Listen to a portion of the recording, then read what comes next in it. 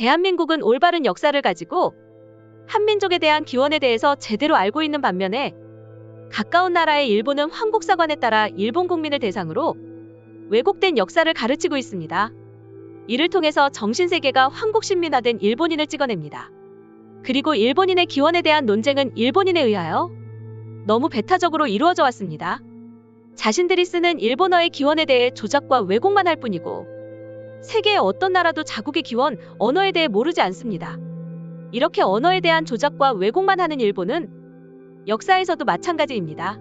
일본은 아시아의 강국으로 나서기 시작하면서 그들의 역사를 그들의 입맛에 맞게 만지작거렸습니다.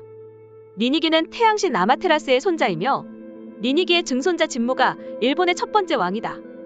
일본 역사에서 기원전 660년에 일어났다는 이러한 신화 이야기와 일본 왕실이 등장한 최초의 역사적 기록 사이에 오랜 세월 사이를 메우기 위해 연대기는 13명의 가공의 왕들로 채워졌습니다.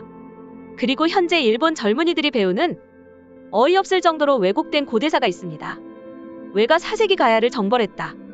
일본의 지배자 혈통은 서기전 660년부터 한 번도 단절된 적 없이 이어온 만세일계의 왕가다. 진무왕은 일본 열도 전체를 통일한 개국자라고 이상적으로 그려져 있습니다. 이러한 신화는 보편적인 것이 되었고 1930년대 군부는 이를 더욱 강조하면서 이를 믿지 않으면 감옥에 가두기까지 했습니다.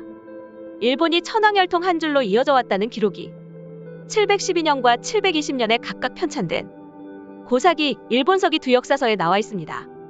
두 책에는 천황가문은 서기전 660년 건국한 일대 조상으로부터 이어져 온 혈통이라고 쓰여 있습니다. 이는 당대의 일왕을 합법화하기 위해 쓰여진 것입니다. 역사 편찬 당시 일본 왕가는 왕위에 오른 지 겨우 100년 정도 된 집안이었을 뿐이고 그때도 일본에는 글을 아는 사람이 없는 문맹인들로 가득 차 문자로 기록된 역사서가 없었습니다. 제대로 된 역사서라고는 없지만 자신들은 위대한 선진국이고 위대한 황국신민이라고 믿는 일본인들은 역사에 대해서 잘 알지는 못하나 신생 왕가의 역사를 오래된 것으로 탈바꿈시켜야 했고 결국 만들어낸 게 일본서기라는 역사서이고 이것에 나타나는 수많은 모순이나 오류는 그다지 이상할 것도 없습니다. 그중 대표적인 실수는 없애야 할 사실 하나를 완전히 지우지 못하고 그대로 뒀다는 것입니다. 일본 최초의 왕조는 4세기경 일본에 온 일부 학자들이 기마족이라고 일컫는 부족으로 바다 건너 북쪽에서 왔다는 사실인데 그들은 무시해버려도 좋을 일개 유목민 집단이 아니라 한 세기에 걸쳐 한국의 북쪽 끝에서 남쪽까지 휩쓴 부여족으로 3세기 북쪽에서 한반도 남쪽으로 내려왔습니다.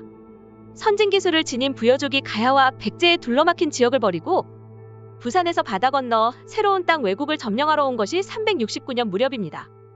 이들은 가야와 백제의 수많은 사촌을 남겨두고 떠났고 그들은 바다 건너 일본 땅 남서부의 많은 한국인이 수백 년 동안 정착해 살고 있음을 알고 있었습니다.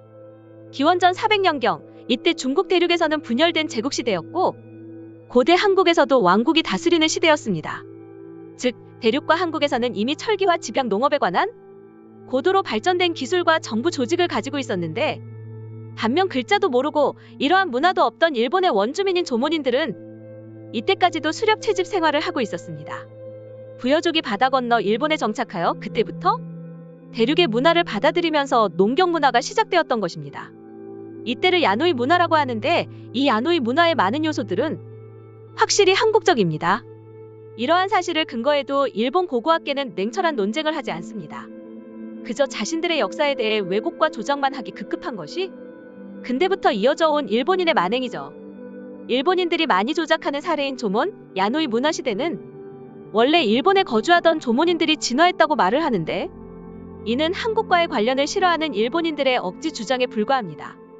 원시도구를 만들어 쓴 호모 사피엔스가 그대로 멸종했는지 아니면 그 다음 신석기 시대 조몬인과 연결됐는지 이에 대해 일본 지리학자와 고고학자들은 아이누족이 그 증거라고 말합니다. 일본 홋카이도 섬 최북단에 일부 남아있는 아이누족은 오랫동안 조몬인의 후손으로 여겨졌습니다. 일본 정부가 종족 외혼을 장려한 결과 순수 아이누는 지금 100여 명밖에 없지만 이들은 현재 일본인들보다 몸에 털이 많고 얇은 입술과 잘 발달된 턱을 지녔으며 몽골형 눈꺼풀이 없습니다. 백인인 코카서스 인종이 분명한 이들의 먼 조상은 아시아 북서부에서 이주해온 것으로 보입니다. 이들이 주장하는 아이누족마저 자신들의 기원을 설명하기엔 오류가 있습니다. 현대의 일본인들과 너무나도 다른 외형을 갖고 있기 때문이죠. 이런 수많은 오류들이 있지만 일본 고고학자들은 이렇게 주장하고 있습니다. 그리고 일본 외무성이 내놓은 일본 약사에서 일본의 논농사와 금속 문화가 들어온 것이 서기전 9세기라고 한 것은 실제보다 500여 년이나 앞당겨 쓴 것입니다. 일본 외무성은 또 야마토 정부는 서기전 5세기경 일어났다고 했습니다. 그러나 그 시기는 여전히 구석기 조몬시대라 철로 된 창칼도 없었고 논농사도 짓지 않았고 대단히 정부 조직도 없었습니다.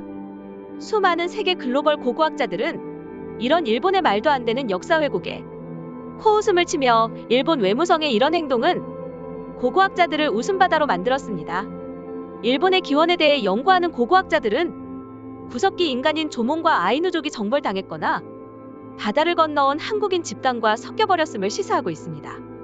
이 시기에 바다를 건너온 한국인 집단은 일본 열도 여러 군데에서 한국 문화를 발달시켰는데 그중 3군데가 발달의 본산이 됐습니다. 규슈 지방, 북쪽 해안의 이즈모 지방, 그리고 야마토로 알려진 오사카 나라평원이 그곳입니다.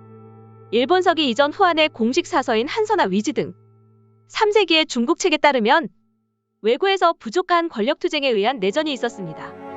중국에서는 이들을 외구, 난쟁이 족속이라 일컫고 있었습니다. 몇 구절을 인용해보면 다음과 같습니다. 외인들은 새해도 모르고 사계절도 모른다.